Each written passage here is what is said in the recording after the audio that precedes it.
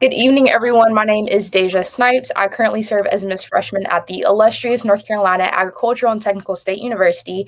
And today I'm here with the beautiful Kleo Torres. How are you doing today, Kleo? I'm so good, girl. Thank It is you. good. You look absolutely gorgeous, by the way. Thank Could you give you. a brief introduction of yourself, please? Yes. So my name's Cleo again. I'm a native of Raleigh, North Carolina. I recently just graduated with honors from Alabama State University, getting my degree in criminal justice. I'm now a regional title holder representing Raleigh, Miss Lake Johnson USA 2021.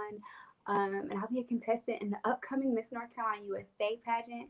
My pageantry rooted from my HBCU experience, serving as Miss Junior, Miss Gold, Miss Formal, and dealing my hand in a wide range of politics, being the Stephen Reed mayoral campaign student ambassador, where we pushed voters registration and contributed to the election of the first ever African American mayor.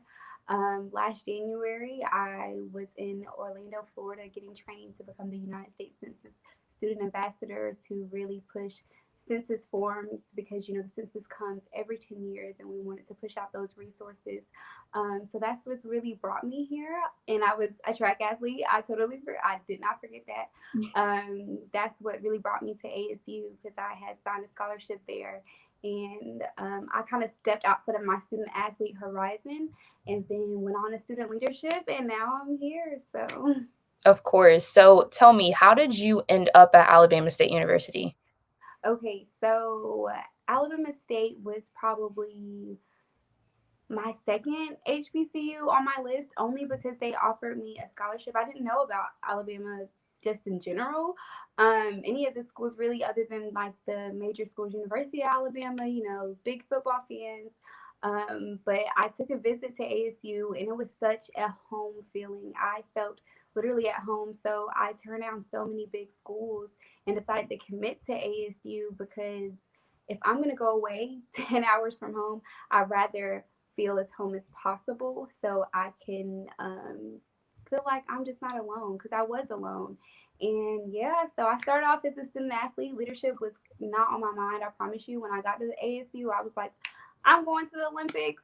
Y'all can't tell me nothing. I'm just here to get this degree and go to the Olympics. But it completely changed. So, That is so good. You mentioned that it just felt like home. You were going 10 hours away from home. So if you're going to go somewhere, it needs to feel like home. I can totally relate. A&T is my home.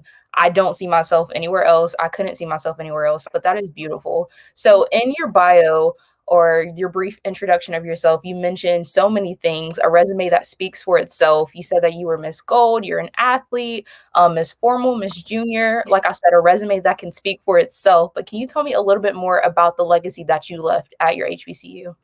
yes. So, like I said, I wasn't into student leadership. It was literally something that I just decided to do one day. I was in the cafeteria and I was walking by this table that had a setup to sign up for the Miss Diversity and International pageant.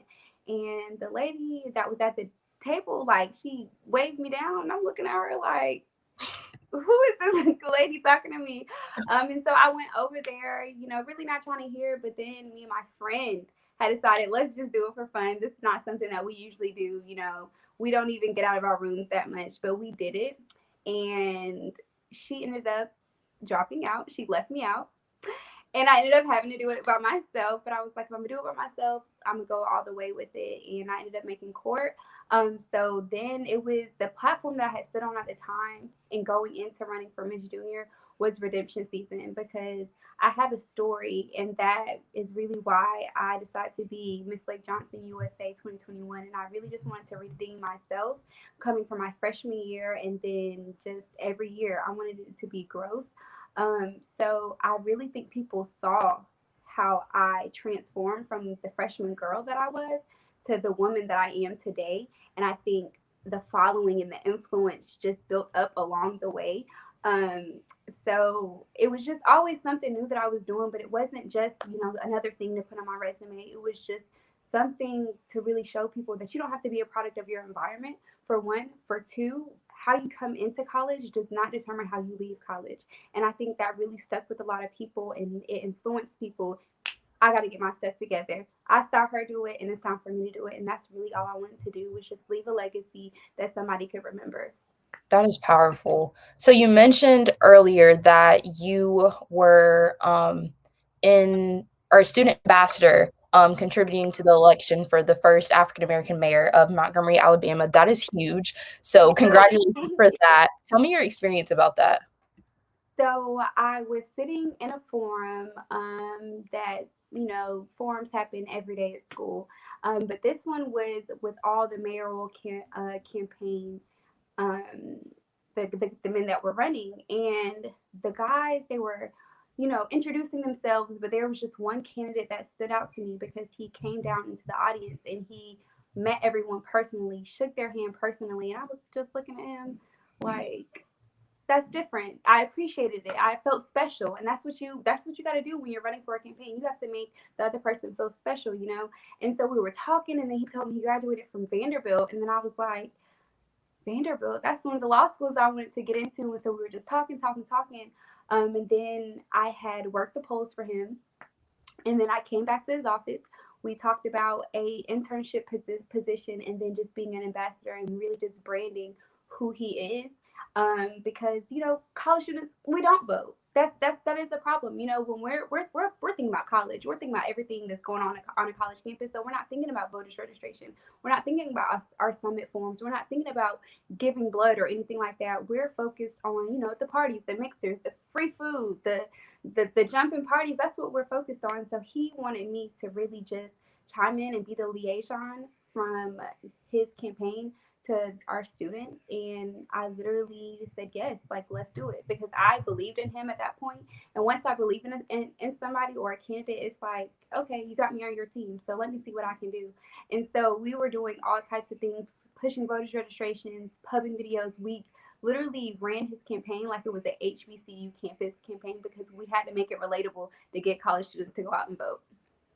That's amazing. So you said that he came in, he was speaking to every, individual student, and that was something different that you didn't see in the other candidates. And Mhm. you mentioned that, you saw something in him that was different than the other candidates. And Mhm. usually when we see something in someone, we usually have that in ourselves. So how would you say that his campaign was similar to your campaign? Because I know your campaign was a bit personal to you. So what similarities were in you guys' campaigns that you know of? So some of the similarities that we did was we we used all the, how do you say, campaign strategies that I would use for like someone running for Miss Junior, or someone running for Miss ASU or Miss NCANT, so it could be relatable to the students. So it was mixers in the cafeteria, passing out T-shirts, passing out stickers, publishing videos with the students saying "Students for Stephen." That's the brand that I created, the hashtag, and we actually got had it written out on some banners around like Montgomery, "Students for Stephen, Students for Stephen," because that's what it was all about, was making the students feel special. They might not even know your campaign. They might not know why you're running. They might not know if you got a kid, a wife, nothing. If you make them feel special, they're chiming into what you're saying. And they might not know who you are right then, but by the time this campaign is over, they are going to know who you are. And that's exactly what we was able to accomplish. That's amazing. So you were a queen of many things at your HBCU, and you recently announced that you will be a contestant in the upcoming Miss North Carolina USA pageant, which first and foremost, like I said, congratulations, you're doing big Thank you. things. How has your journey been, relating to royal court and just queendom and, putting that into the pageant world? How has that, affected you thus far? Honestly, I can honestly say that my experience in undergrad, being a Royal Court, transitioning to Miss North Carolina USA, well, competing for Miss North Carolina USA, has been a very smooth transition. I treat it exactly as such. I might not be able to, be on campus and do as many as events that I would want to do because of COVID, and you're not at college anymore. But I ran it the same.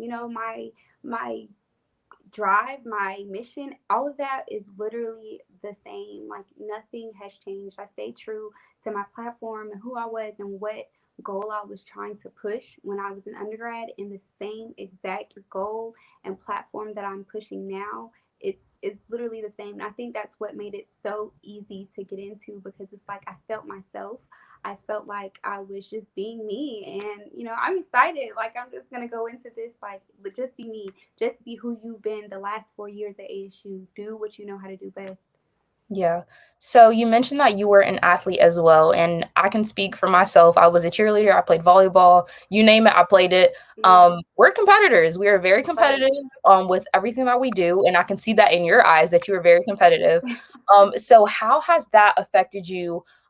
Just with everything in your undergrad experience, you have done so many things and you have accomplished so many things. So how has being a competitor or how has being an athlete affected you in that way and pushed you to do better in whatever, you set your mind to do? Yeah, being a student athlete is nowhere near easy, and I would be lying if I told anyone that it was easy. Waking up 5:30 in the morning to be at practice to go run, especially to go run. Like, just imagine me with crust in my eyes, 5:30 in the morning. I'm like, I'm about to run. Like, college is so different, and then you have to bounce back and be at weights at 11 and then have to bounce back and go get treatment in the training room, and then you have class, you have work. It's not easy. That it's about balance, and that's what has really helped me throughout my college experience, because though all of these things are on my resume, it was not easy to do. And when you have that discipline that rooted from my sport, I was able to balance, I was able to breathe. I was like, I've handled this before, I'm used to this. Stop psyching yourself out. You're used to this. And I think that's Mhm, one of the biggest things that I appreciate so much from not only my sport but from, competing at the college level is you have to stay disciplined because you have no choice. When you're on mhm. scholarship, that is your job. There is no more play. You're trying to go win some championships, which we did, 7 times swag champion. Of But yeah, definitely discipline. Definitely discipline is what I'm so grateful for. Yeah, that is amazing. Discipline is hard, especially in this time and day with COVID. It made a bunch of us, we're not as, spontaneous as we used to be. We're kind of lazy in everything that we do. Mhm. What advice would you have for someone running to be a queen, at their HBCU, running to, compete in pageants, anything related to what you do? What advice would you give to a woman that wants to do the same thing? Advice that I would give off rip is know why you're running. Know your why, because it makes things so much easier. When people are coming up to you asking you questions, trying to figure out your platform, you know your why. So go tell them why you're doing this. You know what goals you're trying to accomplish. You know what events you're trying to hold. And as long as you know your why, those things come so much easier when you're making connections and networking with faculty, staff, people in the community. They're going to ask you questions trying to figure out, why should I help you? Why should I partner with you for this event? And once you tell them your why and they see that you're passionate about it, everything is so simple, everything is so smooth, because when they see that you're serious about something that you want to do, that's Mhm. when they want to hop on your train with you. Because when you believe in yourself and when you're serious about yourself, that's when other people attract to you and like, okay, she's serious. Let me go ahead and help her out because she seems passionate about this. Yeah, of course. Hmm. Speaking of discipline, you are a criminal justice. You have a degree in criminal justice, which I am actually studying that right now. So I Oh, applaud yes, you. man. Um, CJ major. yes, I see that you advocate for resources for the youth of incarcerated parents, and you have a plan of becoming a family law attorney. How has undergrad helped you in that process, and how has life helped you in that process? Yeah, so that, and see, that is my why. My why is uh, representing the youth of incarcerated parents and giving them those resources, because I'm a part of that community. And, coming from high school and knowing that my parents were in prison when I was going off to the biggest stages of my life, I'm thinking, like, wow, I did all of this. I'm doing all of this. How many other people are out here in my same shoes that needed the help that I needed? How many people are going off to college not knowing how they're going to pay for it? How many people are going to prom, spending Christmases alone, not getting a Happy New Year card or a happy birthday gift? How many other people are out here experiencing the same things that I was experiencing? And so, really, that's honestly just why I'm here. And like I said, when you know your why, everything just comes so much easier. And as I was Miss Junior, one of the things that I was able to do, which I try to do every year, was I held a prom dress drive for a local high school with girls that were either in foster care, their parents were either in prison or they were orphans. So, that same spectrum, not having that parental support. And so I literally hit everybody up on my college campus and was like, "Where's you guys' dresses at? I know y'all got dresses." We had singer awards, we had banquets, we have pageants for literally every organization. At a HBCU, you gonna have Miss this, Miss this, Miss this. So I know y'all got some dresses. So I literally collected all of the dresses on campus. It was about 30 to 40 dresses, different colors, different sizes, and I took those dresses. I put them on clothes rack, got them dry cleaned, got them pressed out, took them to the high school, and I was like, "Here's you guys' options." And it was only about 6 girls, 6 to 7 girls, maybe 10, if I'm remembering correctly. And they were looking at these 30 dresses like, "Girl, it's only 10 of us." But no, I wanted to give them those options because I wanted to give them the same experience anybody else would experience when they're trying to go to prom. Because Yeah. I know when I went to prom, I didn't have those resources that I wanted to make my prom memorable. So everything that I could do for them that I wanted to do for myself, I tried so hard to give them the best experience, and it just turned out so great. It's something that I just continue to do, and I'll do as Miss North Carolina USA and Miss USA, Miss Universe. That part of me, that event, that will never change. Like Yeah. Miss Junior definitely rooted that off for me, and I'm just so grateful. Yeah. So, I just wanted to mention you turned your pain into your campaign, and you turned your pain into, motivation to you for you to, all your future endeavors. That's why you have everything that you have today is 'cause you used that pain and you took it and it motivated you to do what you are doing today, which is so powerful. My queen, Brianna Rasco, she had a Queen's conference just a couple of weeks ago, and she was actually talking about turning your pain into your campaign. I just think that it's powerful how, we go through things and, we go through trials and tribulations, but at the end, it gives us motivation to, do everything that, we want Yeah. to accomplish. It pushes us to go further. I just think that is so amazing. So Mhm. like I said, I wish you the best of luck with everything that you are doing. You are doing amazing. You have done great. And I know you will do absolutely amazing in the future, especially with Thank you. becoming Miss North Carolina USA. Like I said, I wish you the best of luck. So can you tell everyone where we can find you on social media? Yes, so my IG handle is at Torres Cleo, TorresKleo, and my queen page is Miss Lake Johnson USA 2021. If you go to either one, you'll find both of those IG handles, and yeah. All right, Cleo. Well, thank you for speaking with me today. I wish you the best of luck with your future endeavors. I know you're going to do amazing. You have done great. You're doing great right now, and you're going to do great in the future. Can you elaborate a little bit more on your pageant, if you will? Yes, so the pageant is March 5th through the 6th in North Charleston, South Carolina. Prelims will consist of swimsuit, evening gown. The next day will be interviews. But here's the thing. So we do have a People's Choice Award where you are allowed to vote online. The link is in my bio, and it can guarantee you a spot into the semifinals.